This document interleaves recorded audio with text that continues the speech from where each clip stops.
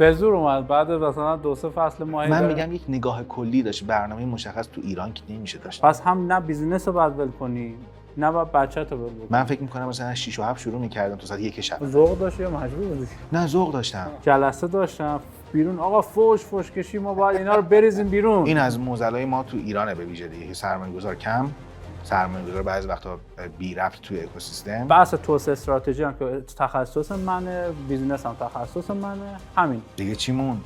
فنی بلد نیست. اگر تو تیمت آدم‌های بهتر از خودت رو استخدام نکنی، همیشه مجبوری که جزئیات رو مدیریت کنی. کیا باید باشه؟ یه دونه CCO یا CMO یا CTO و CPO پروداکت. داداش من 4 سال با اینا دارم صحبت میکنم، زیست میکنم. من همچنان میشینم کنار آدم باهوش اتاق. ان شاءالله بخش دوم اذیتش میکنم. فعلا بریم و برگردیم.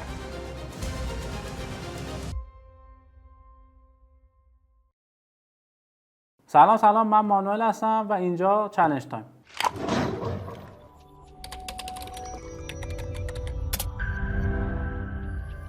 خب در خدمت یه دوست عزیز هستم. پشوتن من خیلی دوستش دارم. خیلی سال میشناسیم همدیگه رو و توی سمینار خیلی بهمون کمک کرد. پشوتن پورپزشک عزیز. یه معرفی خیلی کوتاه از خود بکن. بچه‌ها میشناسنت احتمالاً. لینکدین تو هم میذاریم پایین، ولی یه معرفی بکن. مرسی. سلام. خودت سلام دوباره. حالت چطوره؟ خوبی؟ من پشوتن پورپزشک هستم. مهندسی نرم افزار خوندم. تقریباً 40 سالمه. بعد الان مدیر عامل و کوفاندر پادرو هستم. دیگه چی بگم؟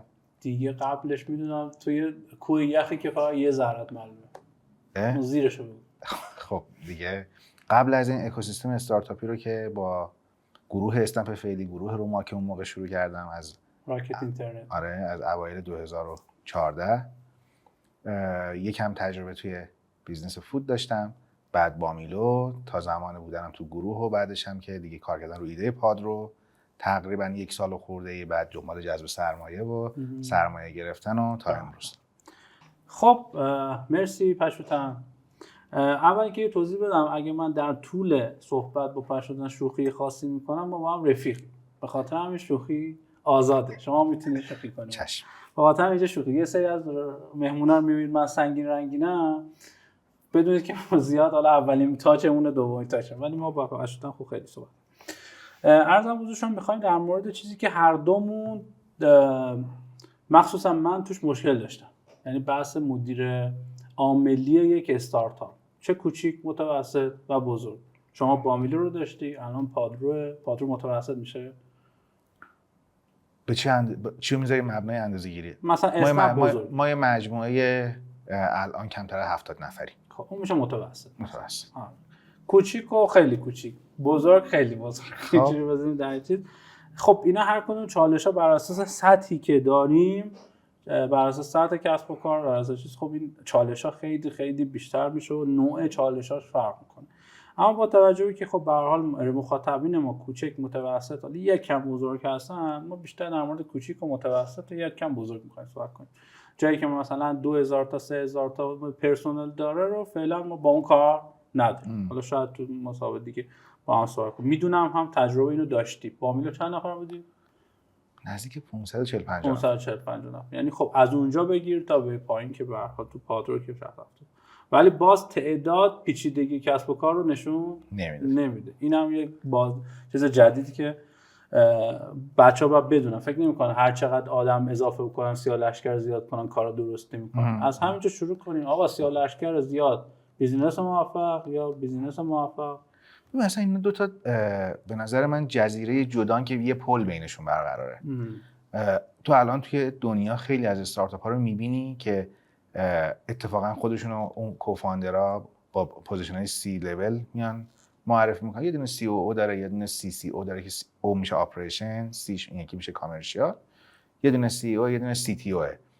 بقیه تیکه های کسب و کار رو یا سعی میکنن، حالا با بودن امروز دیگه ای آی یه جاهایی رو سعی میکنن با تیم خیلی محدود یا حتی آوتسورس میکنن. یعنی داشتن تعداد نفر زیاد در یه دونه ارگانیزیشن، در یه دونه سازمان تعیین کننده اسکیل اون بیزنس نیست. مثال اینستاگرام رو داریم، مثال واتساپ رو داریم، تلگرام رو داریم. حالا دیگه روایت هایی که دیگه هست، واتساپ زمانی که فیسبوک خریدش بگم 8 نفر بود اگه اشتباه نکنم.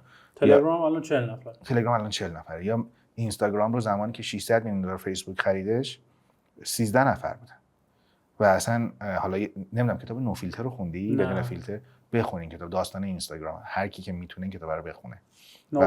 نو فیلتر ترجمه‌اش هم بدون فیلتر، توی به فیلترینگ ربط نداره، راجع به اون فیلتر عکس‌های اینستاگرامه که اصلا داستان اینستاگرامو میگه. توی این کتاب علی بندری هم توی پادکستش یه خلاصه از این چنل بی فکر کنم راجع به این گفته و اصلا کتاب خیلی جالبیه.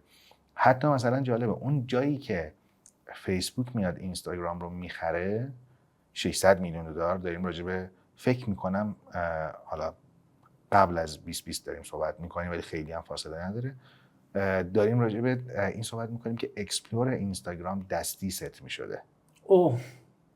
اصلا تو معنی لین و اجایل رو همونجا میفهمی یعنی چی.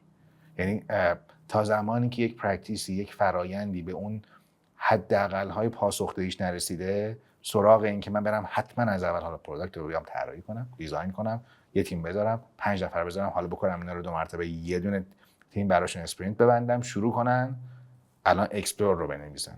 نه، قبلش دارن تستش میکنن و به نظرم خیلی کتاب جذابیه واسه اینکه حتی بدونی چطوری به رویه کسب و کارت نگاه بکنی. یه جوری مثلا همون کانسپت MVP دیگه. آره، کانسپت MVP. حالا ما حتی MVP رو جایی با تکنولوژی هم میایم درگیرش میکنیم. این حتی میگم اکسپلور عملا یعنی یک کاربر میگه که کدوم پست بره در اکسپلور قرار بگیره. این دستی بودنه با اسکیل در تناقض نیست الزاما. ممکنه سهولت رو زیر سوال، اما نتیجه رو زیر سوال نمیبره. میخوام بگم که اندازه کسب و کار، یک کسب و کار 600 میلیون دلاری یا چند میلیارد دلاری مثل واتساپ با چند نفر محدود تیم داره میچرخه و من میگم اتفاقا اینا تک بیزنسن. باریکلا.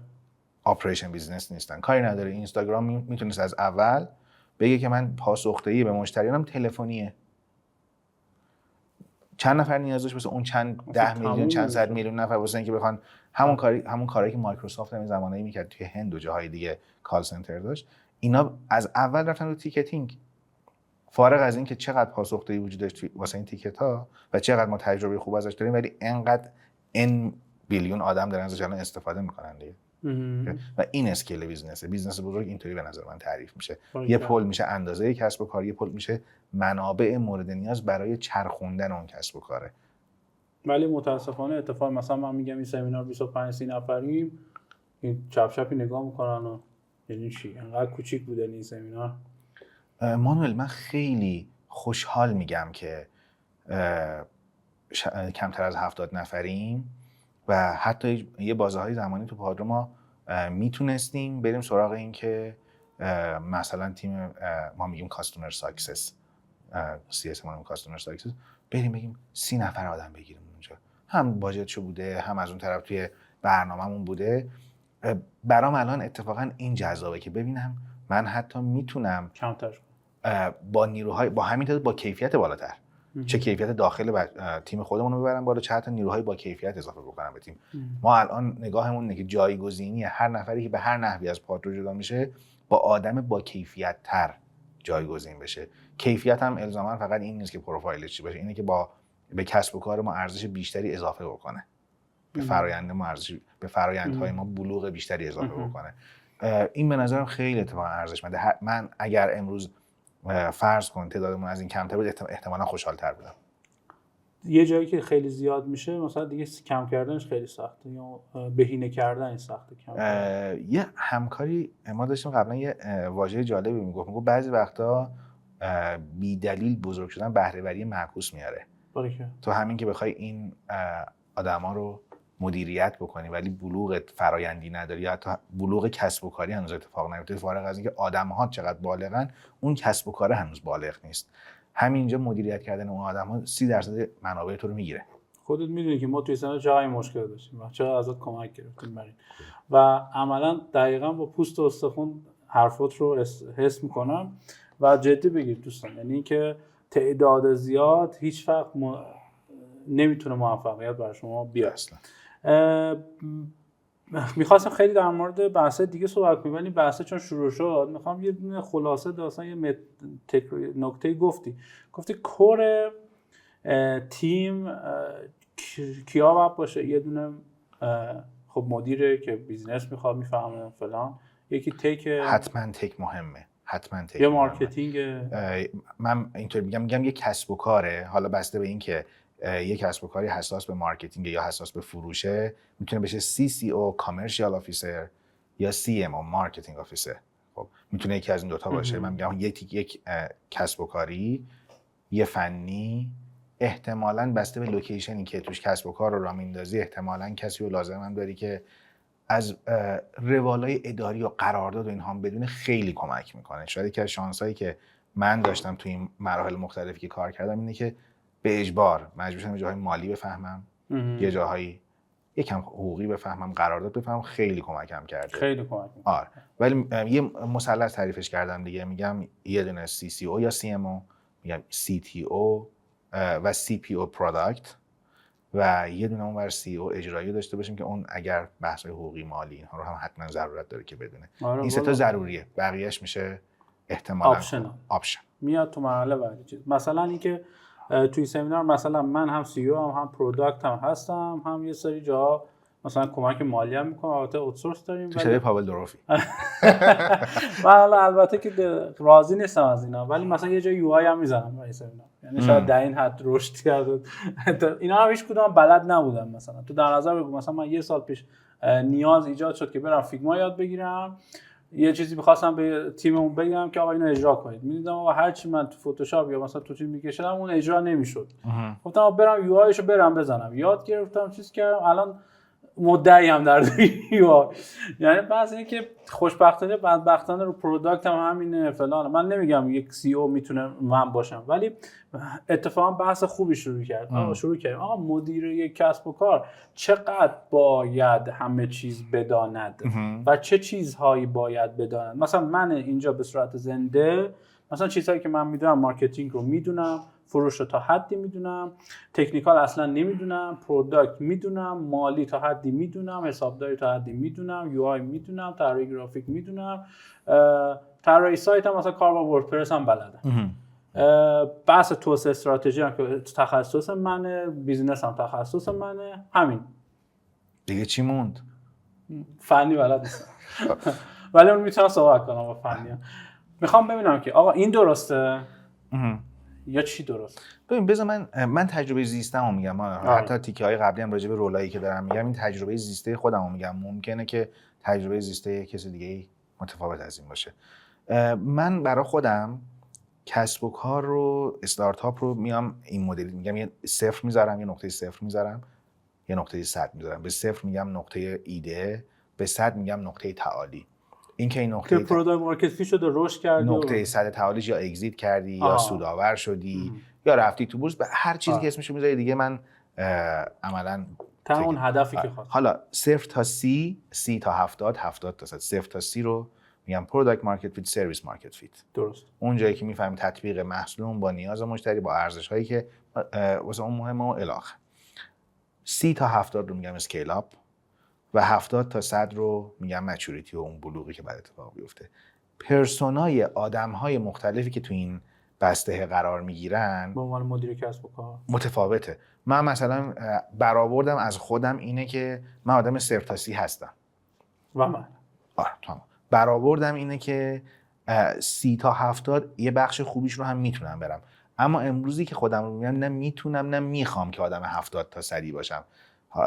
حالا میتونم یه مثال بزنم، یه مثال از شاید اسنپ مثال بزنم، مثلا شاید نمیدونم. اوکی ببین احتمالاً مثلا میدونین دیگه، مخاطبین میدونن اسنپ اولین کسی که به عنوان در واقع MD اسنپ بود هومن دمیرچی بود، زمان تاکسی آب.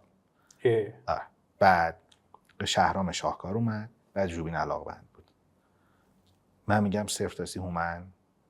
تایپو ببین چه آدمیه، چه تیپ آدمی که خیلی سخته، خیلی آدم بگم پر جنب و جوشیه، آدم تیپ شخصیتی مشخصه چیه. 30 تا 70 که میخواد اسکیل اپ بکنه یه آدمی میاد که سمارت کژوال مثل شهرام شاهکار، و 70 تا 100 که میخواد مچوریتی تجربه کنه میشه ژوبین علاقبند که دیگه اونجا اصلا تعاملا مدلش فرق میکنه دیگه، کارهایی که حاکمیت بیشتر نزدیک میشه، کت شلوار بودن و آره و مثلا ممکنه که هر سه آدم حتی میخوام بگم بک‌گراند تحصیلی یکسان داشته باشن، حتی از یه دانشگاه باشن که راجع به این آدما فکر کنم صدق میکنه. خب ولی اصلا در دوره از زمان شاید بگم مسیر شغلشون قرار دارن که چطوری میتونن با این چالش‌ها دیل بکنن تو اون بازه زمانی. هر استیتی از کسب و کار یک چیزی رو میطلبه. حتما تو اون 0 تا 30 دونستن مالی ارزشه، ولی اول از همه ببینم چطوری باید یه تیمی جمع کنم. چطوری تیم رو جمع کنم، حالا بین این تیم سینرژی ایجاد کنم، آمادهش کنم واسه اینکه بخوام ای بی تست کنم، ترای اند ارور کنم، آماده این باشم که ممکنه برم فیل کنم برگردم، ممکنه مجبورم پیوت کنم، یه بار نه، 2 بار نه، 3 بار نه، حتی بیشتر. بعد میرم تو زمان اسکیل اپ، من باید بیام سیستم بسازم، حالا فرآیندها رو طوری بسازم که اسکیل پذیر باشه. اینجا اولویت من احتمالاً اینه که بتونم آدم‌های حرفه‌ای تری در تیمم داشته باشم از جنس تکنیکال هر تکنیکال مالی، تکنیکال مارکتینگ، کسایی که میتونن یک به اضافه یک رو بکننش 8 نکننش 2 و اینها احتمالاً آدم‌های با یه روحی با تجربه و از اون طرف هنوز خسته نشدن. که این خستگی و وقتی میرم 70 تا 100 حالا آدم‌هایی میخوام که صبور باشن، آروم باشن، تنش به وجود میاد پنیک نکنن، تجربه یه جایی هم حتی میچربه. آدمی هم که بخواد، حالا فرض کن با این تایپ آدم‌هایی که تعریف کردیم هر کدوم از مدیرانی که نقش میتونن داشته باشن چه روحیه‌ای باید داشته باشن که با اون ویژگی‌های تیم بتونن خودشون رو تطبیق بدن. حتما تو اون 0 تا 30 خودش باید بیش از اون تیم تلاش کنه، کار کنه، جنب و جوش داشته باشه. تو اون 30 تا 70 باید خیلی این آدما رو براشون منتورشیپ بذاره، کمکشون کنه که اونا یاد بگیرن قدم بعدی مسیر شغلیشون کجاست. آره و اصلا باید این انرژیای فوران کرده رو با هم همگرا کنه و تو اون تیکه 70 تا 100 فقط با بهره برداری کنه. اونجا جای یاد دادن نیست دیگه. من اونجا نمیتونم بگم یکی رو آوردم تالنت بیاد یاد بگیره که من بذارمش، مثلا دارم میگم مدیر مالیم بیاد یاد بگیره، نه اونجا من اصلا مدل مسائلم متفاوته. حالا برگردم به جواب سوالت. بسته به اینکه تو کدوم یکی از این موقعیت‌ها قرار میگیری یه سری چیزا ضروریه. تو باید کسب و کار بفهمی. خب 0 تا 30 مهارت‌های نرمی که باید بدونم. 0 تا 30 اولین چیزی که هست تو باید کسب و کار بفهمی. بذار هم سخت میگم هم سخت باید کسب و کار بفهمی. حتما باید تک بدونی، نمیگم متخصص تک باشی، همین چیزی که خود میتونم با بچهای تک صحبت کنم. تو نمیتونی بری در یک زمینی که راجع به تکنولوژیه بعد هیچ چیزش ندونی بگی من فقط یه دونه ایده دارم، حتی نمیتونم در ذهنم تصویر کنم که میشه پیاده‌اش کرد یا نمیشه پیاده‌اش کرد. از اونجایی هم که معمولا کوفاندرها یه جاهای قدرت اجرایی هم در قدرت تصمیم گیری و اون فاینال کال و حرف آخر هم دارن و یه کلمه هم هست که در دنیای نرم افزار نشد نداریم، با همین یه جمله بدون آگاهی به اون نیاز حداقلی فنی یهو میزنن کل مسیر رو از بین میبرن. یعنی میتونه منجر به یه اتفاق بشه. اینجا حتما باید پس کسب و کار بدونی، باید دانش نسبی فنی داشته باشی، باید اصول اولیه راه اندازی یک کسب و کار رو بدونی کی باید شرکت بشی، کی نباید شرکت بشی، کی تیم باش، کی نه. باید یکم بدونی که اونجا حداقل باید انقدر آگاه باشی که از کیا باید مشاوره بگیری و اگر در فرایند جذب سرمایه گذار هستی حتما باید اینو بدونی که یک وکیل میخوای. یعنی بدون وکیل نباید این کارو بکنی. اینکه یه قرارداد و حالا نمیدونم 500 میلیون و 100 میلیون و 1 میلیارد و پولی نیست، اینا میشه همون جاهایی که اصلا دقیقاً این تیکه. و در مهارت‌های نرم احتمالاً یکی از اون موضوعها باید یکیش بحث هم‌افزایی بین تیم بتونی برقرار بکنی. در این تیم سازیه و روحیه کارکرد تیمیه یکی از نکاته. یکی دیگه از موضوعهایی که پس مهارت کار تیم حتما به نظرم این دیگه اون تیکه ضروری است. بریم تو تیکه بعدی. تو اون 30 تا 70 نه قبل 0 تا 30 خب من احساس میکنم بازم مهارت داریم. من میگم نه ضروریه. هر چی داشته باشه دیگه میشه بیش از این. چی مثلا تفکر مسئله محور. حل مسئله. ببین تو اصلا هنوز با مسئلهت مواجه نشدی اونجا. میدونی یعنی در شروع این اتفاق و حتما اگه یا ایدهت اینکیوبیشنه، شبیه سازی یک ایده‌ای که قبلا وجود داشته، تو قاعدتا مسئله اینه که چطوری اونو پیادهش کنی دو مرتبه، بدونی کجاهاشو کپی کنی کجاهاشو کپی نکنی و اصلا مسئله جدی نیست. یا هم یه ایده نوآورانه است که تو ایده نوآورانه تو اصلا نمیدونی که مسئله چیه، میری هی سعی و خطا میکنی. خب مسئله جدی تو در نقطه اسکیل کردن اتفاق میفته. حل تعارض همون روحیه کار تیمیه، توش مدیریت تعارض حتما باید توش وجود داشته باشه. اوکی بریم 30 تا 70. 30 تا 70. اولین چیزی که حالا باید بدونید دقیقاً تو بحث مهارت اول بریم سراغ اون مهارت‌های سختشون، حتما تو باید یه بخشی از توسعه بازار بدونی. تو نقطه‌ای هستی که می‌خوای باید پیدا کنی کجا یه دونه شعله کوچیک داری که توش نفت بریزی، یه دونه پیلوت کوچیکش نفت بریزی شعله بکشه. مفاهیم رشد بدونی. مفاهیم رشد باید بدونی. دومین نکته که بدونی باید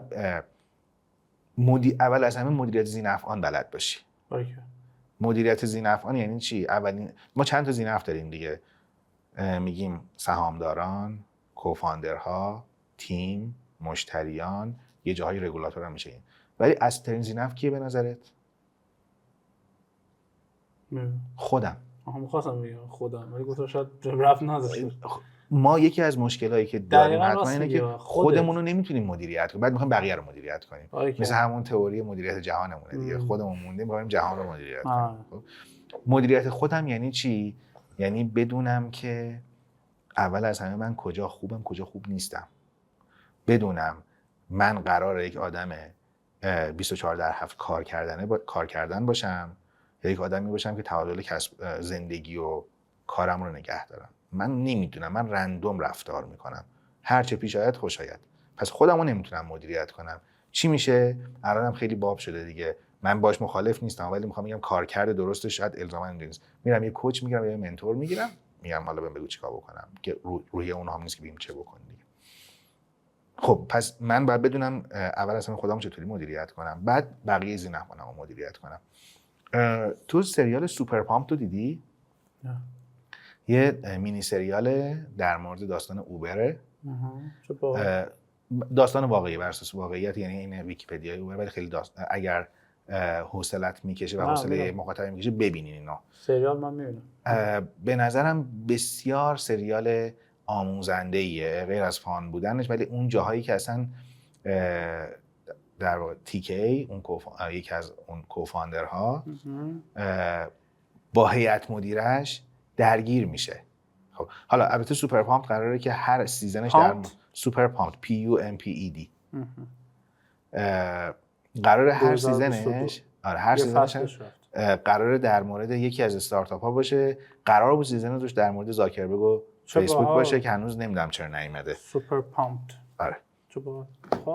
نشون میده که چطوری با بورد درگیره یا اصلا داخل تیم کجاها دچار آسیب میشه و نشون میده از کجاها ضربه میخوره. هم در نهایت این شخص اوبر رو یونیکورن میکنه و با یک ترفندی اصلا از مدیر عاملی برش میدارن، ولی همچنان اسمش در ویکی‌پدیا به عنوان کسی است که اومده اوبر رو یونیکورن کرده. خب حالا حتی در مسیر اینه که این ایده اوبر هم مال خودش نیست، مال یکی دیگه است. خیلی مسیر جالبیه. مدیریت ذی‌نفعان هزینه‌های توسعه تو رو میتونه بهینه کنه، نمیگم کم کنه، میتونه بهینه کنه. دقیقاً. و در مهارت‌های نرم، حالا اونجا که ما گفتیم کار تیمی، ما اینجا قرار شد آدمای حرفه‌ای با یک پشن داشته باشیم. اینا باید کار تیمی بلد باشن. حالا اتفاقا جای اون تعارضه، مدیریت تعارضه برعکس میشه، میاد بالا میشینه. اینا کار تیمی بلد، ولی تعارض پیدا میکنن. چرا؟ آدم‌های حرفه‌ای احتمالاً جنگ قدرت بینشون اتفاق میفته. حالا تو باید بتونی مدیریت تعارض کنی. مدیریت تعارض هم بعضی وقتا با وسط بازی کردن آدم‌ها اشتباه میگیرن. مدیریت تعارض یعنی اجزای درست سر جای خودش بذاری. و من میگم توسعه بازار، اون ضمن اینکه اون قبلی‌ها رو داری با خودت میاری دیگه، تو یکم توسعه بازار هم به اون بخشای دیگه اضافه میکنی. میریم توی 70 تا 100. تو مهمترین نکتت از نظر من، مهمترین اولا حالا مهارت سختت اینه که بتونی رگولاتور رو بفهمی. هر چیزی که به رگولاتوری برمیگرده اگه قراره واقعا اسکیل کنی، من دارم راجع به کسب و کاری که قراره اسکیل کنه صحبت میکنم. آی پی او بشه. من میگم قراره که اون چیزی که در ذهن تو اسکیل و حاضری 10 سال زندگی تو بذاری که به اون نقطه برسی دیگه. خب و مهمترین مهارت نرمی هم که تو اون بخش باید اتفاق بیفته تعامل مناسب بین اجزای مختلف اکوسیستم کسب و کار توه. اکوسیستمی تو شکل دادی. اکوسیستمی که تو شکل دادی. این اکوسیستم دقیقاً داخل و خارج با هم دیگه داره چیز. حالا این وسط حتما پارامترهای دیگه هست، ولی بسته به این که اگر میگم اون 0 تا 30 تا 70% هی بیاریم تو ذهنمون، ویژگی‌های نفراتی هم که مثال زدم بیاریم تو ذهنمون، می‌بینیم که اونجا آدمه اصلا شاید مهمترین مهارتش صبوریشه. مهمترین مهارتش اتفاقا اونجا قدرت حل مسئلهشه. با مسائلی مواجه میشه که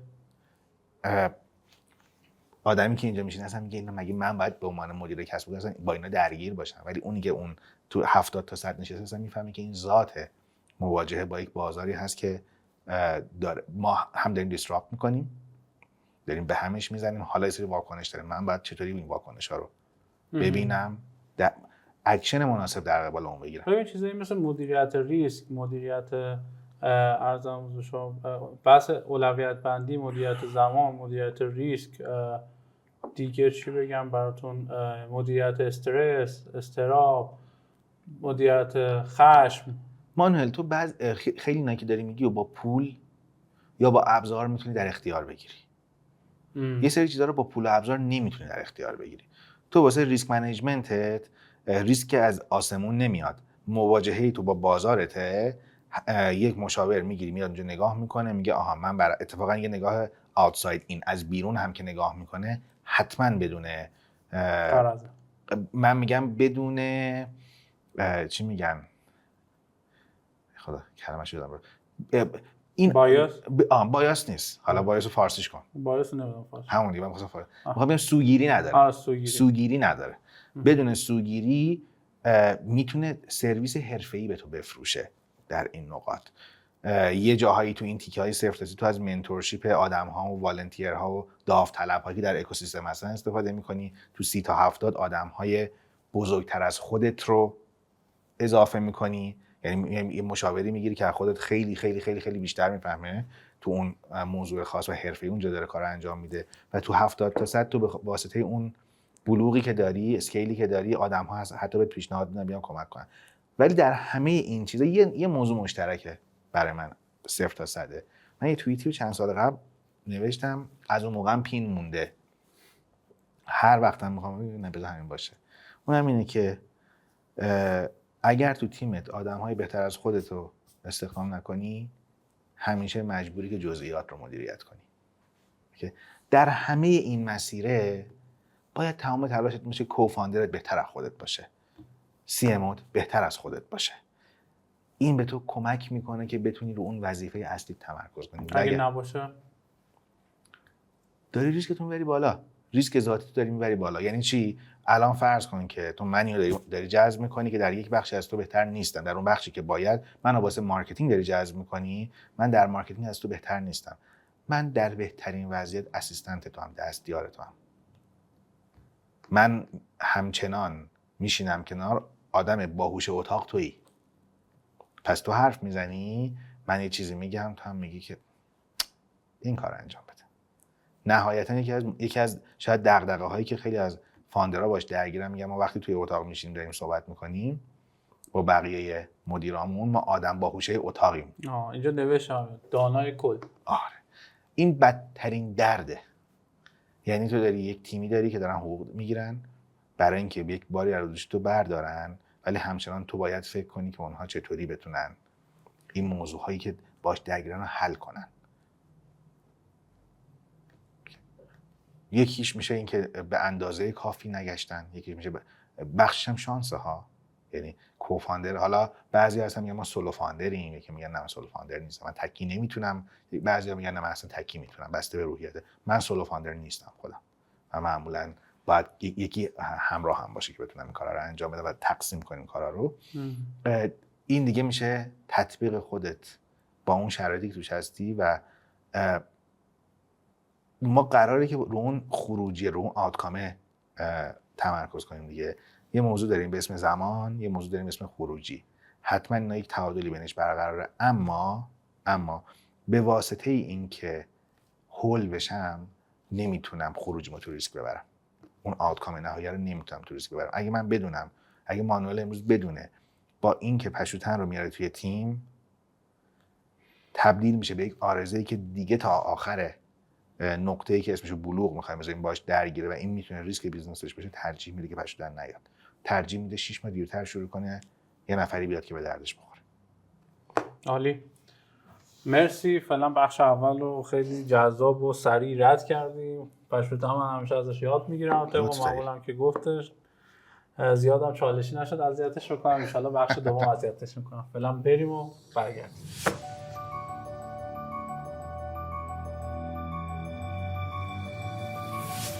برگشتیم به قسمت چالش تایم. اگه تا الان سابسکرایب نکردید از دست دادید کلی محتوا رو، حتما سابسکرایب بکنید تا بتونید از محتوای ما استفاده بکنید. خب در خدمت پشوتن هستیم، ادامه بحثمون رو در مورد مدیر کسب و کار صحبت بکنیم.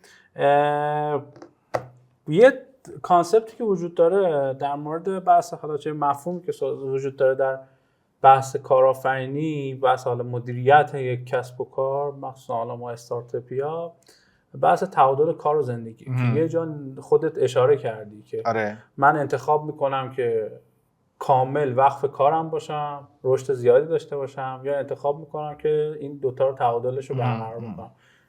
درست و غلط داره؟ من میگم آگاهی داره مانوئل. من باید بدونم، من کارآفرین میدونم که شانس موفقیت استارتاپم چند درصده؟ در سیلیکون ولی 5% در بنچمارک 5 تا 10، حالا بعد از کووید یه جایی تا 10% هم میگن رفته بالا دیگه. 5 تا 10% ممکنه که موفق بشم با یه ریسک فاکتور 90%. یعنی این حالا البته اپروچ سرمایه‌گذاره، میگه من که وقتی میخوام برم سرمایه‌گذاری کنم باید بدونم با ضریب 90% احتمال داره که فیل بشه، یعنی از هر 10 تا ایده یه دونش میاد بالا. من کارآفرین قطعا نگاه همینه که میرم که موفقیت رو، یعنی من میگم 90% احتمالاً موفق میشم، با این روحیه میرم کار میکنم. اما تو بنچمارک که نگاه میکنم میگه که یه همچین اتفاقی میفته دیگه. من باید ببینم چیا رو از دست میدم و قراره چی به دست بیارم. حالا بیا فرض کنیم با این نگاه بریم زمانی که میخوایم تصمیم بگیریم تعادل کار و زندگی داشته باشیم یا نه، میریم 10 سال دیگه. آره 10 سال دیگه است من میبینم که به هر دلیلی بیزنس من فیل شد. چی از دست دادم؟ میارزید یا نمیارزید؟ این سواله. بعد بر اساس اون تصمیم بگیرم. خیلی وقتا آره این نگاه خیلی نگاه سختیه. آره خیلی وقتا میگه نه نمیارزه. خب ولی حالا اگه انرژی رو نذارم چی، خروجیه چی؟ این یه تعادلی ایجاد میشه. من میگم که هممون هر چقدر بگیم مخصوصا تو اون 0 تا 30 اینقدر هیجان کار بالاست که تو وقف میشی تو اون کاره. خب 2 مرتبه تو زندگیت هم یه سری ذینفع داری دیگه. من میگم مدیریت ذینفعانه میتونه کاری بکنه که تو تعادل کار و زندگیت هم متناسب برقرار بشه. خب یعنی اگر تو قراره که تعادل کار و زندگی نداشته باشی، مثال میزنم روزای اول گروه عمر راکت من فکر میکنم مثلا 6 و 7 شروع میکردم تا ساعت 1 شب. ماشاءالله. 2 مرتبه، فرداش همینطور، جمعه. فکر میکنم مثلا تو 1 سال اول ذوق داشتی یا مجبور بودی؟ نه ذوق داشتم. برام تجربه جالب، خیلی هیجان انگیز بود واسم. یعنی اصلا مسیره دنیای متفاوت، تازه فهمیده بودم استارتاپ یعنی چی، اصلا اکوسیستم چیه. تو این فراینده یه جایی هم تو داری تلاش میکنی که یه سری چیزای جدیدی که یاد گرفتی سعی کنی هی اثباتش کنی دیگه. این اگه تو بتونی ذینفع‌های زندگی تو حالا مدیریت بکنی، احتمالاً میتونی اون طرف هم بگی که آها من 1 سال قراره فلان جور کار بکنم، یه پلنی دارم واسش. اگر برم تو همون مسیر آدم‌های قد بلندتر رو بهتر از خودم بگیرم، بعد از 1 سال حالا میتونم بسپارم بهشون دیگه. تفویض حالا اونجا معنی میده. یعنی برنامه‌ات مشخص باشه. من میگم یک نگاه کلی داشت، برنامه مشخص تو ایران که نمیشه داشت. جاهای دیگه هم نمیشه، اینجا که نمیشه. یه بیگ پیکچر از چیزی که می‌خوای مثلا در 5 سال آینده داشته باشی برای خودت. نه مملکت که وابستگی کمتری به پارامتری مثل کشور داشته باشه، اقتصاد داشته باشه، سیاست داشته باشه. من میگم این تایمی که میذاری و به این استفاده کن، بدون اگه چه اتفاقی بیفته مسیرت رو عوض میکنی، بدون کجا تعادل کار زندگی رو، این گیجه رو هی من میگم مثل یه ولوم میمونه، بعد جا زیادش کنی جا کمش کنی، جا زیاد کنی کم کنی، ولی تو نمیتونی 8 سال اینطوری کار کنی. دقیقاً. یه جا میبری دیگه، بعد بدونی کجا قراره که اینو تفویض کنی، کجا قراره آدمای قد بلندتر از خودت داشته باشی، کجا اصلا قراره خودت از این چرخه بری بیرون. ما که الزاما قرار نیست که هممون تو استارتاپ خودمون بازنشسته باشیم. من صحبت اینو بکنم.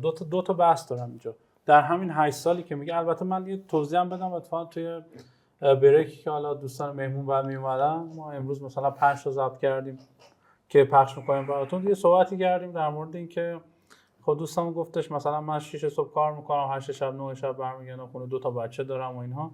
بعد گفتم ببین بچه‌تون پولی که برات تولید میکنه رو یادش نیست، یعنی تو براش تولید میکنی یا خونه‌ای که براش میخری یا ماشینی که براش میخری یادش نیست، اون خاطرات خوبی که باهات داشته رو یادشه. اینکه آقا قبل خواب کی خوابوندتش، صبح بیدار شده کیو دیده، نمیدونم اگه مدرسه بوده کی اومده دنبالش، نمیدونم یه بازی چجوری بازی کردید.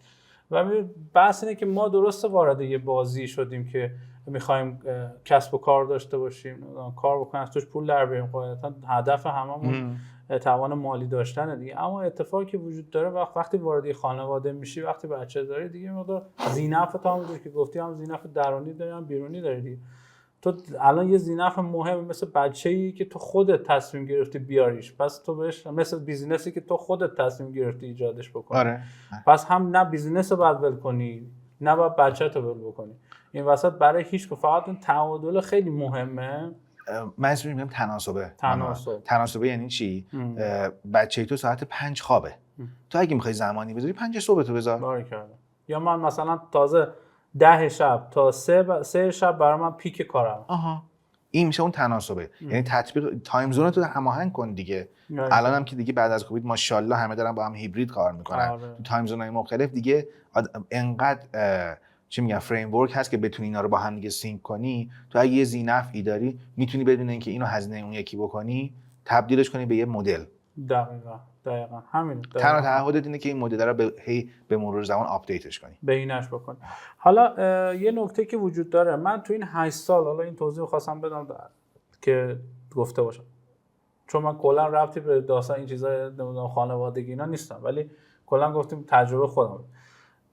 8 سال مثلا روی بیزنسی هستی، 5 سال روی بیزنس، 6 سال توی بیزنس هستی، اصلا هر هدفی که داری تو با هر اسکیلی که حالا صفری الان کجاشی و مثلا کار. 2 تا چیز پیش میاد که میاد و سراغت و شاید خیلی خطرناک باشه. یکی ناامیدیه و یکی تکراری شدنه. آره. اینا چیه و چجوری باید باش مقابله کنی؟ ببین این احتمالاً تو هر سختی اولین کاری که می‌کنی چرتکه میندازی. من اگه به جای اینکه بیام این کارو انجام بدم رفته بودم فلان جا استخدام شده بودم، الان اینقدر پول در آورده بودم، اگه اون پول رو دلار خریده بودم الان فلان جور، اگه خونه خریده بودم که اوه چی شده بود، پس یه سری برای خودم تصمیم میگیرم. این میشه با اون مشکلایی که احتمالاً حال تو رو خراب میکنه، یا روز خوب تو نیست به هر دلیلی، یا کسب و کار رو تارگت پیش نمیره، یا کسب و کاری که دارن بوت استرپ میکنن تارگت نمیخوره، تو کش فلو دچار مشکل میشن. خب این اتفاق میفته. من میگم راه حل من واسه اینه که یکی از دلایلی که من سولو فاندر بودن رو دوست ندارم و دوست دارم حتما کوفاندر داشته باشم همینه. معمولا کم پیش میاد دو تا با هم حالشون خراب باشه. خب و یه جا تو پایینی یه جا اون یکی پایینه، میتونیم دست همدیگه رو بگیریم. این یکی از اون موضوع هاست. دومین نکته، معمولا مدیریت بحران و مدیریت ریسک از قبل از شروع کسب و کار باید اتفاق. ریسک فاکتورها رو ما میگیم توی حالا همون بوم کسب و کار و غیره و غیره، ولی جدیش نمیگیریم که. بله. با اون دنیای عجیب غریبی که من قراره فلان کارو بکنم، من قراره که اینطوری بشم، یونیکورن بشم و فلان جور بشه، با اون پیش میریم ریسکا رو یادمون میره تو مسیر هی مرور کنیم. مرور کردن ریسک باعث میشه که من میگم اون ریسکایی که اتفاق میفته و تو رو ناامید میکنه تو یه جای تو ذهنت بوده، میدونستی. ما تو پادو فیلترینگ اینستاگرام جزو ریسکامون بوده، میدونستیم از روز اول که این یکی از ریسکای جدی ماست. چرا موقعش که رسید دیگه ما تو ما با این حالا ما چون سرمایه گذارم داریم، ما تو دقیقاً بحث‌های دیالوگای سرمایه گذاری اینو داشتیم از اول که این ریسک وجود داره. ما برآوردمون این بود که مثلا سال 1403 فیلتر میشه اینستاگرام بر اساس روندهایی که داره پیش میره. تقریبا 1 سال خورده زودتر اتفاق افتاد. چون بهش آگاه بودیم، چون ذی‌نفعامون هم میدونستن یه همچین ریسکی بود، چون شفافیت داشتیم. و ما این که میگفتیم که اینستاگرام احتمالاً فیلتر میشه، ما داریم یک کسب و کاری درست میکنیم که وابستگی داره به اینستاگرام، همین این شانس سرمایه‌گذاری رو میتونه بیاره پایین دیگه. ما اونجا شفافیت رو ترجیح دادیم به این که بعداً اگر یعنی همین این بهمون کمک کرد اونجا. این شفافیت کمک کرد که ذی‌نفعا میدونستن این موضوع وجود داره. من میگم اون چیزی که احتمالاً ما رو ناامید میکنه فراموش کردن ریسک ها در مسیرمونه. ما یادمون میره این ریسک ها رو هر چند مرور کنیم ببینیم همچنان واسش راهکاری داریم. تو همون تکراری شدن چی؟ ببین تکراری شدنه، یا تو یک کسب و کاری رو رفتی دوباره برگردیم، یا اینکیوبیشن شبیه سازی یک مدل موجوده که تو دیدی مسیرهای رشدش کجا بوده دیگه. احتمالاً تو دیدی یک کسب و کاری هست این شده یونیکورن، یا فلان قدر ولی اینقدر یوزر داره شده بیزنس موفق، 8 سال 10 سال هم از رشد کرد. یا تو داری قدماتو اشتباه میذاری، اشتباه گذاشتن یکیش اینه که به جای در جای مناسب کپی نمی‌کنی، نمونه برداری، الگو برداری نمی‌کنی، در جای مناسب خلاقیت به خرج نمیدی، باعث میشه مثل یه فیلم تکراری فقط داری میبینیش، یا اینکه اصلا توسعه‌اش نمیدی، منتظری یه کسب و کار درست کردی زدی به برق، کسب و کار رو میگی دیگه خودش شبیه اون میشه دیگه، از اون الگو میگیره. تو هیجان در مسیر رشدت نداری. خب نداشتن هیجان نمیشه تکراریه دیگه. یه وقتی هم هست که تو 0 تا 30 تا 70 70 تا 100 تو آدم 30 تا 70 نیستی، وایسادی اونجا داره حوصله‌ات سر میره، تو باید درد سر میگیره، بعد بری دو مرتبه یه چیز دیگه از 0 تا 30 شروع کنی. این ریسکه ها، این یکی از ریسکای توئه، چون 0 تا 30 و 30 تا 70 رسیدنه تو احتمالاً به عنوان کوفاندر باید مقداری بعد از 30 و حداقل خودت پیش بری. ولی خب کسی جایگزین خودت نکردی، الان کسی نیست، تو داره حوصله‌ات سر میره، تو آدم سازنده‌ای از رو خاکی، اینجا یه چیزی داره باز خودش با یه نموداری اسکیل میکنه، تو حوصله‌ات سر رفته. باز دو مرتبه اینجا راهکار من این بوده که سولو فاندر نبودن اینه که بعضی جا نقشا رو با هم عوض میکنیم. تا دیروز من داشتم مثلا دارم میگم تیکه لیگال و فایننس و فلان رو پیش می‌بردم، الان میرم مارکتینگ و فلان و فلان، یه نیمه دانشی دارم، با هم دیگه جای روتیشنال اینا رو جابجا میکنیم. یعنی مثلا میگید بعضی موقع اگه مثلا کوفاندر زیاد دفعه مدیر عامل عوض، آره اصلا مدیر عاملی مخصوصا تو ایران خیلی فشار داره مانوئل. آره یه جایی تو ممکنه نیاز داشته باشید بابا من یه نیم فصل تعویض بشم. آره خب یعنی این یه ماه نباشم مثلا، یه ماه نباشم. خب یعنی این مسئولیت‌ها رو بتونی بسپاری.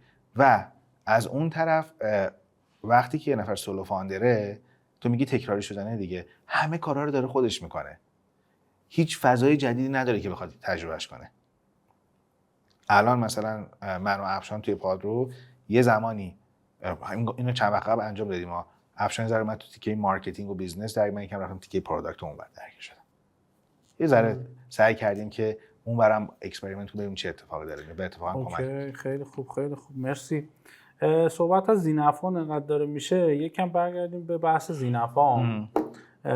همونطور که گفتیم خب ذی‌نفعان ما کوفاندرامونن، سهامدارامونن، یا سرمایه‌گذارمونن، سهامدارمونن، رگولاتور، مشتری، خودت دیگه که و خودت هم خوبه همین چیزایی که گفتی، خودتو باید مدیریت کنی دیگه. آقا الان ناامیدی، الان خسته ای، الان چیزی، اصلا باید به خودت توجه کنی. تو باید بدونی که کی نیاز داری که حالا نقطه درسته، کی نیاز داری کوچ داشته باشی، کی نیاز داری منتور داشته باشی، کی نیاز داری اصلا بری یه ساکسس استوری ببینی و بیای، بری یه سفر رو برگردی. خب درسته که خودت احتمالاً در کوفاندر یا در سهامداران یا در هیئت مدیره هستی احتمالاً، ولی باید خودتو مستقل به عنوان یک ذی‌نفع مستقل ببینی. هر کسی باید خودش رو به عنوان ذی‌نفع مستقل ببینه. آره این ذی‌نفع مهمترین نکتهش اینه که کی نقششو داره، چه نقشی رو برداشته، آیا برای اون نقش مناسبه یا نه. یکی از بزرگترین معضلاتی که ماها داریم توی مخصوصا اکوسیستم ایران، ذی‌نفع رو من تو ذهنم یه چیزی دارم، یه چیز دیگه تعریفش میکنم، میرم باش دیل میکنم. مثال میذارم، خیلی شنیدیم میگه اینوستوره، سرمایه‌گذاره، نه بابا اذیت میکنه، نه نمیفهمه. آره چرا؟ تو ذهنش این بوده من میرم یه سایلنت پارتنر میگیرم، یک سرمایه‌گذار خاموش میگیرم که پول بده، ولی بهش گفتم که ببین تو اتفاقا اسمارت مانی داری، واسه اینکه فقط پول رو بگیرم تو اسمارت مانی داری. با یه توقع دیگه آوردمش تو، الان میگم من نمیفهمه. در اونجا میتونه اگر نمیفهمه، واقعا نمیفهمه با این منظور که برای این فضا ساخته نشده، باید از اول باش دیل سایلنت پارتنر می‌بستم، سرمایه‌گذار خاموش می‌بستم باهاش. مدل قرارداد فرق میکنه، مدل KPI فرق میکنه، مدل پول گرفتن فرق میکنه، همه ایناش تغییر میکنه دیگه. تو این تیکه فکر کنم اون بزرگترین تعارضی که بین ذی‌نفع اتفاق میفته بین سرمایه‌گذار و تیم کارآفرینه. ببین پس اولین ذی‌نفع مهم ما سرمایه‌گذار هست. اولین ذی‌نفع مهم خودم هستم، بعد سرمایه‌گذار. خب سرمایه‌گذار کلی چالش داریم. خب مثلا اینکه همین که حالا نمیفهمه یا نمیتونه اون چشم انداز تو رو ببینه، یا تو نمیتونی چشم انداز خوبی رو براش متصور بشی، نمیتونید به قول معروف نقطه مشترک پیدا کنید، صحبت مشترک با هم پیدا کنید. مثلا ما یه اتفاقی که تو جدیدن هم باش رقم خوردم، مثلا من تا الان مثلا بچهای کوفاندرامو مثلا جلسه سرمایه‌گذار نبرده بودم. یه بار بردم، با یکیشون جلسه داشتم بیرون، آقا فوش کشی، ما باید اینا رو بریزیم بیرون. داداش من 4 سال با اینا دارم صحبت میکنم، زیست میکنم. خب پس من دارم با اینا اصلا میگم این تازه خوبهشون بود که داری باشون صحبت میکنی، این خوبه اونا بود. خب با این خوبه و اونا چیه؟ اصلا نمیشد. یه دفعه مثلا یه تیم مثلا آشفته شده بود تیم، آقا اینا کیه، اینا چی بود فلان، اینا این ما چیکار بکنیم؟ آقا سوپر پامپ تو ببین، برو سوپر پامپ تو ببین. یعنی این اصلا یه تیکش، یکی از داستانهای مهم این سوپر پامپ همینه که این چطوری بین هیئت مدیره، سهامدارا، سرمایه‌گذارا و تیم کارآفرینی تعارض بود، چطوری میخوان اینو حلش بکنن. ببین تو این تیکه من میگم نقش رو احتمالاً یا درست تقسیم نکردیم. دومین نکته این که تو کوفاندرت، سهامدارت، اونم یکی از ذی‌نفع‌های اصلیه. من میگم زمانی که داری با سرمایه‌گذار صحبت میکنی، تیم کوفاندر صحبت میکنه، نه مدیر عامل، نه اون کسی که لید هست. اگر هم یک نفر لید هست حتما آپدیت میده، حتما آپدیت میگیره، به دو طرف آپدیت بده. دو نفر شریکن دیگه، با هم دیگه سهام مشترک در یک بیزنس دارن. نمیشه این سهام رو بگی که با یه درصد سهام میتونه کل کسب و کار رو دچار مشکل بکنه. شناخت اینها از هم دیگه احتمالاً، حالا حتی نکته هم اینه ها، من فکر میکنم که نه مانوئل رو نمیبرم، من به مانوئل بیاد اونجا دعوا درست میکنه، قرارداد یهو بسته نمیشه. این دعوا رو میندازم به 3 سال دیگه. 3 سال دیگه که من باید گاز بدم برم اسکیل اپ کنم، حالا دعوا شروع میشه. یعنی من فقط دارم به تعویق میندازم، من حلش که نکردم. آخه اون موقع فقط به فکر اینکه پولشو بگیر. موقع فقط توی شرایطی که پول کسی نمیده. آره. این از معضلای ما تو ایرانه به ویژه دیگه، که سرمایه‌گذار کم، سرمایه‌گذار بعضی وقتا بی ربط توی اکوسیستم، روحیه‌های چه بدونم غیر اکوسیستمی، بدون آگاهی صنعتی و اینجا در خیلی از مواقع ایده ارزش نداره، پول ارزش داره. بله. در فضاهای دیگه من کاملا اینو با پوست و استخوان حساب. ایده ارزش، پول ارزش داره، نقدینگی ارزش. ایده تو نه، ایده تو خیلی شنیدیم تو دلت بخواد ایده، کدوم ایده بدون پول؟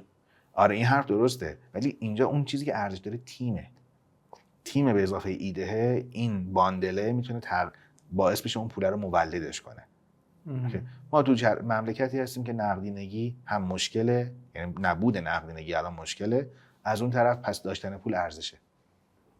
منم که الان توی فقر نقدینگی هستم به عنوان یک کسب و کار، حاضرم با هر ردیف مدلی شده این پول رو بگیرم.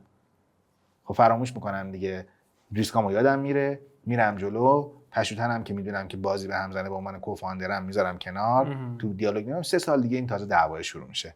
متوجه. بسیار عالی. یه چیز دیگه هم بگم تو این که قرارداد خیلی ما تو اکوسیستم، مثلا تو نسل اول اکوسیستممون زیاد داریم که از قرارداد آسیب دیدن. قرارداد با سرمایه‌گذار یا سرمایه‌گذار، حالا سرمایه‌گذار که به حال شرکت و تیم حقوقی و وی سی و سی وی سی و داره، یه سازوکاری داره. من بدون آگاهی امضا کردم، من بدون اینکه بفهمم، بدون اینکه مذاکره کنم، گفتم قرارداد که رو کاغذه، این واسه زمانی که مشکل خوردیمه. واقعا یه سری موارد توی اون قرارداد سرمایه‌گذاری هست که مثلا قشنگ میتونه زمینت بزنه. بله، مثلا این سری موارد در قرارداد سرمایه‌گذاری نیست که تو باید بیاریش. آره دقیقاً. ببین من فکر میکنم عددی که فقط اسکیلشو میگم میشه، من اون موقع وکیل خیلی خوب داشتم واسه قرارداد سرمایه‌گذاری، فکر میکنم که مثلا اندازه 2 ماه حقوق مثلا چه بدم خودم گذاشتم واسه اینکه فقط بخوام این قرارداد سرمایه‌گذاری یه وکیل بخواد روش کار بکنه. متوجه شدم. خوب، اتفاقا خیلی جواب میده. خب به عنوان بحث آخر ما با خب پشوتان خیلی صحبت زیاد داریم، بعد بازم میگی بیای پشوتان به زور اومد بعد مثلا 2-3 فصل ماهی اذیت داریم نکن دیگه نمیشد بیا تاریخ عوض میشد. یه زمانی بود هم دیگه نمیخورد زمانمون. آره دیگه هی میگیم بیا. شانس من بود مانوئل، شانس کم من بود. چاکری. حالا رسیدید به اینجا. عرضم حضور شما در نهایت در مورد بحث مدیریت منابع انسانی به عنوان یک مدیر کسب و کار یکی از بزرگترین چالش‌های ماست. یعنی ما یه زمانی رفتیم حضوری شدیم و بچه‌ها اومدن حضوری شدیم، منم تجربه حضوری نداشتم، مثلا یکی از سخت‌ترین روزهای زندگی من اونجا بود. یعنی اصلا انقدر تعارضات عجیب و مسخره‌ای داشتم می‌دیدم، مگه اینا هم هست؟ یعنی من عملاً 40-50% روزم فقط مدیریت تعارض بین عادات آدم بود تا برگردیم مثلا تعداد زیاد. تو کدوم استیج بودی؟ من تو 30 تا 70 صفر تا 30 و 30 تا 70 یعنی وسط تا 40ش بودم فکر کنم. اونجا تو مدیر منابع انسانی داشتی؟ نداشتم. اوکی. پس اونجا یکی از موضوعات گفتیم راجع به اینه که تو آدم‌های قد بلندتر از خودت تو اون بخشه بیاری. خب ولی نهایتاً تو هر کاری بکنی با همه این حرفای خوشگلی که من میزنم، کوفاندر و مدیر اینا قدرت دارن، صندلی دارن، اینجا هم که بهشون سخت بگذره با یه چیزی یا خوشگلش میکنن میگن یا اینکه از زور استفاده از قدرت استفاده میکنن اینو پیش میبرن. من فکر میکنم اون فرهنگ سازمانی است. فرهنگ سازمانی خوب و بد نداریم. ریموت کار کردن خوبه یا هیبرید کار کردن یا نمیدونم حضوری کار کردن، نمیدونم، ببین کجا بیشتر پرفورمنس داری. یعنی الگو برداری از مدل های دیگه‌ای که بقیه کار میکنن کورکورانه. آواری کردم. این اشتباه. من مثلا میرم میبینم مثال میزنم و میگم گوگل تو کووید رفت همه رو اصلا فورس ریموت کرد. آقا من تو 0 تا 30 ام. گوگل بعد از 100 خب پرکتیسش رو بگیرم برای خودم لوکالایزش کنم، کاستومایزش کنم، ببینم اصلا به درد من. خب اوکی من اینو میارم کنارش چه مشکلی دارم. مثال برات میزنم، هممون احتمالاً با این درگیری بودیم تو زمان کووید. می‌خواستیم میتینگ آنلاین بذاریم، اولا یکی اینترنتش خوب نیست، یکی میکروفونش قطعه، اون یکی دوربینش رو هرچی میگیم روشن کن، نه روشن نمیکنه، نمیدونم اون یکی خواب مونده به اسم اینه که انقدر اتفاق میفته، انقدر اتفاقای این مدلی میفته. بخشش فرهنگیه دیگه. حالا فرهنگی یعنی یکیش میشه ما ایرانی ها، یه بخشش میشه من کسب و کاری که تازه 0 تا 30 ام. ما هم اتفاقا تو پادرو که شکل گرفتیم دقیقاً کووید شروع شد ما داشتیم ام وی پی رو تست می‌کردیم. آره بعد موقعی بود. آره. خب بعد مدیریت منابع انسانیه الان هم دیگه میگن سرمایه انسانی دیگه. حالا جدای از این که این سرمایه انسانیه کلمه شیکی باشه یا نه، دو تا وجه داره. یکی این که تو زمانی که الان توی ثبت و ضبط‌های مالی بخشی یا تمام حقوق دستمزدی که به پرسنل پرداخت می‌کنی میتونی به عنوان دارایی نامشروط شناسایی کنی. یعنی خودش میتونه یک دارایی بشه. خب حالا ما داشتیم یه چیزی رو توی پادرو چند هفته پیش انجام میدادیم، یه مفهومی به اسم cost of bad hiring. خب هزینه استخدام بد. حالا الزاما استخدام نیست، میخوام بگم که هر کسی که از تو جدا شده اینا بنچمارک داره که اگه یک نفر چند ماه بمونه در تیم تو و جدا بشه میشه بد هایرینگ. حالا فارغ از این که تو عضوشو میخوای اون جدا میشه، هر چیزی میتونه دلیلش باشه. بعد حالا این ضریب چند میگیره و میشه هزینه‌اش فارغ از نقدیش. خب خیلی جالبه وقتی اینو نگاه میکنی، فارغ از این که تو میگی به حقوق ضریب 1 بزنم یا ضریب 10 بزنم به عنوان هزینه بد هایرینگ من، یه چیزی که داریم میبینیم اینه ما بعضی وقتا یه آدم تو تیممون داریم که میدونیم به درد نمیخوره، مماشات میکنیم باش راه میایم. من خودم خیلی این کارو کردم.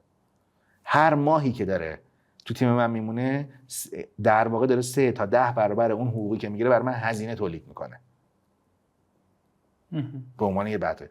حالا پس میگم اون جایی که ما میخوایم بریم تو مدیریت سرمایه انسانی، یکی بحث جذبه، این جذبه از مدل کلاسیکش بیایم بیرون. بحث اینه که آدم منطبق با نیازم بگیرم تا میتونم قد بلند بگیرم. اگه قد بلند میگیرم درست براش مسیر بچینم.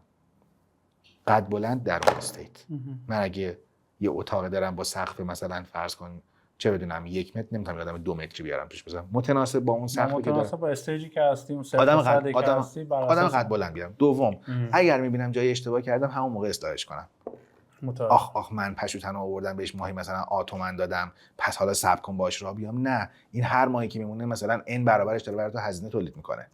و بعضی وقتا سرمایه انسانی، منابع انسانی نامناسب طوری تخریب میکنه که تا مدت‌ها نمیتونی حلش کنی. من فکر کنم مهمترین هر جا فهمیدیم اشتباه کردیم کاتش کنیم. آره یعنی کشش ندیم. کشش ندیم. یعنی خب ترس این نداشته باشیم آقا جایگزینش رو شاید پیدا نکنیم یا سخت پیدا کنیم. تو میگی که من یه نفر رو آوردم چه بدونم مدیر چی آوردم تو تیمم، اگر من اومدم به این مثلا 6 ماه هم حقوق دادم، تومن بهش حقوق دادم، ماهی 50 تومن بهش حقوق دادم، 6 ماه هم بهش حقوق 300 تومن حقوق دادم، خب برای من بخوام اینو جایگزین کنم این بخواد بره اون بخواد، اولا تو هایرینگ دقت کن. حالا به هر دلیلی اشتباه کردی به ازای هر ماه که داره میمونه مثلا 5 برابر داره واسه هزینه تولید میکنه و تخریبگری داره اتفاق میفته. من بحثی نیست که اون آدم آدم درستی نیست، تطبیق ندارین با هم دیگه این چرخ دنده ها کار نمیکنن، دیگه رو خورد میکنن. دقیقاً. مرسی پشتوتن، خیلی زحمت کشیدی. مرسی از تو که دعوت کردی. قربون شما. چیزی مونده برای گفتن؟ نکته‌ای مونده که نگفته باشی به عنوان حرف پایانی؟ مانوئل ما کم میخونیم. آره هممون کم میخونیم. کم میبینیم کم میخونیم و حالا دیدنه معمولا همراه فانه. ما جدی کم میخونیم. من خودمو دارم میگم.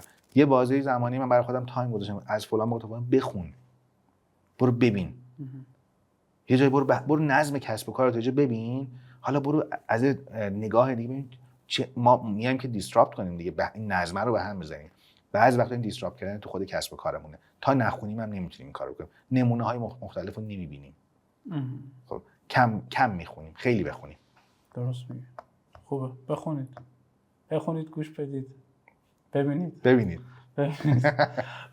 مرسی دمتون گرم. خیلی خوشحال شدم از اینکه در خدمت بودم. مرسی از تو. من خیلی استفاده کردم. شما قربون شما تا الان پیش ما بودید. اگه سوالی بحثی داشتید بپرسید. اگه شد از پشتوتن میپرسم. لینکدین پشتوتن هم میذارم اگه خواستید ارتباط بگیرید. دمتون گرم. خیلی ممنون که تا اینجا بودید. خداحافظ. 1 2 3 زنگ مدرسه 4 5 6 همگی به پیش 6 7 8 دیگه چی میشه؟ دختر داره مدرسه میره الان. بریم رکورد کردی؟ بریم 3 2 1. آقا سلام علیکم. اینجا چالش تایم قسمت نه دینگلا بینگ. خب صدا پشتون خوبه؟ صداش خیلی پایینه. اوکی این صداش دیگه. اوکی. بسیار. خب آقا جان انرژی میگیریم با تو چقدر انرژی بده دیگه. انرژی دوست داری؟ باش. یکم انرژی میدی. چی شد؟